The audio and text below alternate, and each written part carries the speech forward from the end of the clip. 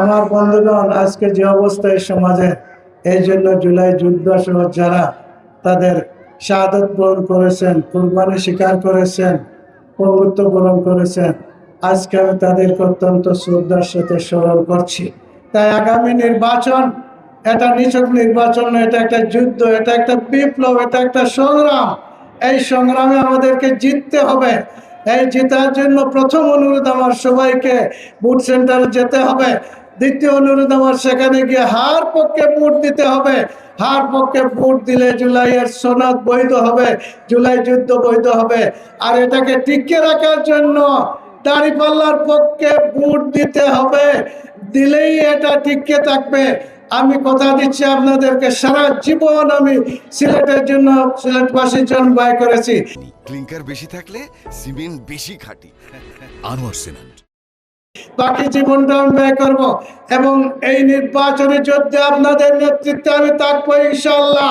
আমার সাথে থাকতে কারা প্রস্তুত আছে? দুই হাত তুলে আমি দেখতে চাই ইনশাআল্লাহ।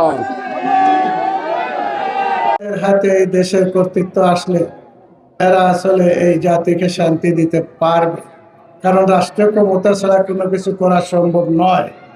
তাই লোক তৈরি করেছে জামাত, কিন্তু রাষ্ট্রীয় ক্ষমতা যাতে না আসে, তাহলে আপনাদেরকে ওই সন্ত্রাস, চাঁদাবাজ, দুর্নীতি থেকে মুক্তি করতে পারবে না, মুক্ত করতে পারবে না।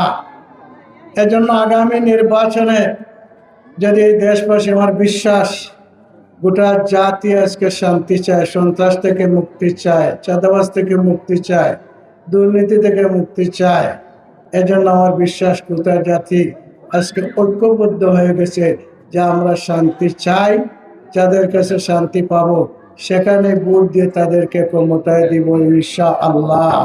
এই জন্য আজকে একটা আওয়াজ উঠেছে যে সব দেখেছি বারবার দাঁড়িপাল্লা এইবার, এবং কথা উঠেছে আওয়ামী লীগ আমরা দেখেছি, বিএনপি দেখেছি, জাতীয় পার্টি আমরা দেখেছি, এবার নতুনভাবে জামাতে ইসলামীকে দেখতে চাই।